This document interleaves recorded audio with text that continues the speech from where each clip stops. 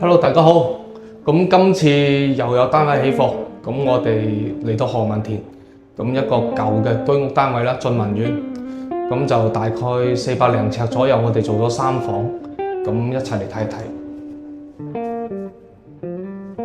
嗱，呢個單位都係有設計，咁就都係溫文設計啦。入門口有個飾物櫃，因為客人都好中意擺公仔啦，咁就做翻個飾物櫃啦。因為燈帶咧係喺件玻璃嗰度滲出嚟啊，暗藏燈帶。咁啊做翻啲鋼啦，點綴翻。咁呢個大嘅鞋櫃有冇？鞋櫃呢邊啲抽手咧都係用金屬抽手，金屬板。咁啊呢個咧就係一個轉出嚟嘅鞋櫃。鞋架啦，係啦，咁雙層嘅，入邊都可以擺啊。total 可能有幾十層嘅，100幾200對鞋。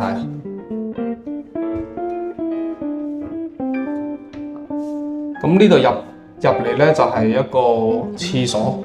咁廁所咧我哋就做大咗嘅，因為所有間隔牆全部打過啊，重新再間過。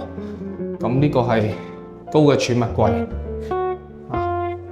呢個都係儲物櫃，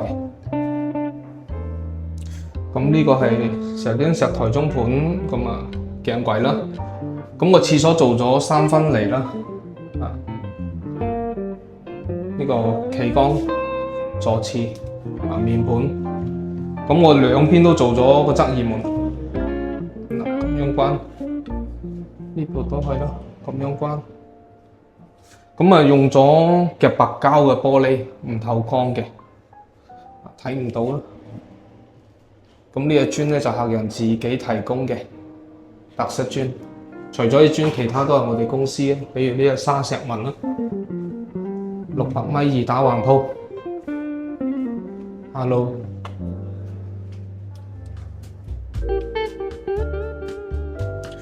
今次咧客人就好多儲物啊！要求好多，勁多，咁啊呢隻到底嘅彎門，咁就廁所隔離就廚房啦。咁廚房我哋收細咗個位置，因為客人唔係經常煮食。廚房我哋都做得好靚，上邊係木紋嘅板啦，布紋嘅板啦，係啊，下邊都係啲布紋。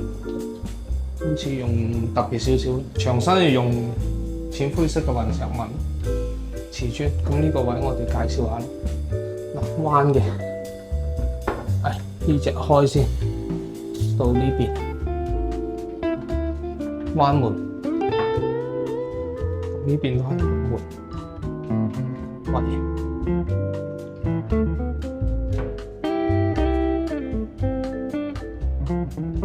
全部都係櫃。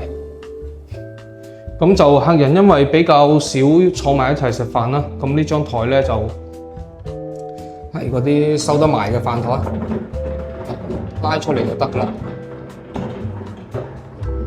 好，油壓嘅，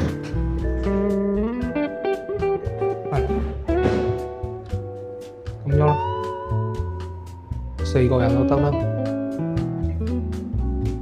咁個電視櫃就係最大嘅特點，最大嘅特色啦。咁啊，睇啲做咗啲造型嘅，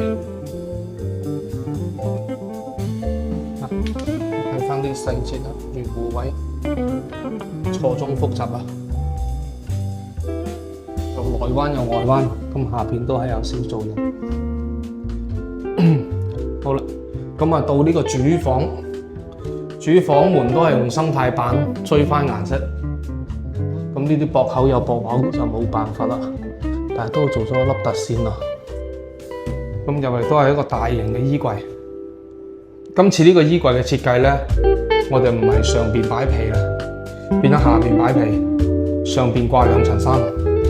咁呢個設計咧都係設計師威文再都有諗過，咁就唔使擒梯啊、擔凳仔啊、掛衫。呢邊整咗個電動油壓床，今次我哋做嘅都係呢隻藝術漆，硬淨嘅，比一般立邦要好好多。呢度咧就櫃間，出邊咧就係啱先鞋櫃位置。好，咁入嚟呢邊咧就兩間房，呢邊係細仔，呢邊係大仔。咁細仔呢邊做咗隻掩門啦，都係上床下儲物，下邊有個秘密基地嘅。嗱，咁打開，咁啊打開會着燈啦。呢度有個 sensor， 呢度係燈，咁就入邊都相當大，都有1米到啊高度。咁呢度有個大型嘅衣櫃。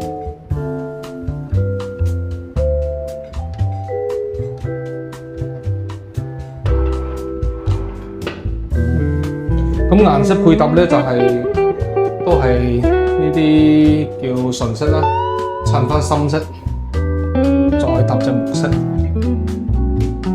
個就大仔嘅房啦，呢個書台書櫃。翻轉頭衣櫃，呢個衣櫃就兩邊用噶啦，呢邊可以啦，呢邊都可以。呢個掛衫拉落嚟，咁要介紹下呢張床都可以掀起身嘅。呢度有2部車仔拉出嚟，咁呢個油壓床咧，趌起身咧就入邊啲嘢就容易攞啦。咁呢度下邊都有一個腳踏嘅櫃嘅，呢個都係下邊有碌仔。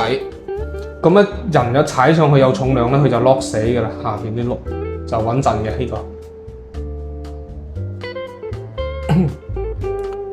好，咁呢個單位基本上嘅佈局全部改過晒嘅，咁就都係怡寶設計嘅作品。